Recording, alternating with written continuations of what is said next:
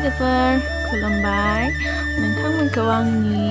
video फिन खेबसेबाव बरायनाय बावनाय थाबाय आसा खालामो नोंथांमोना गासिबो मोजाङैनो दङ आं दिनै हाबा जानो फैदों लोगोफोर जायगानि नामानो जाहैबाय गगामु बेदबारि आरो बिसिनि खिनिखौ बेदबारि होननानै बुङो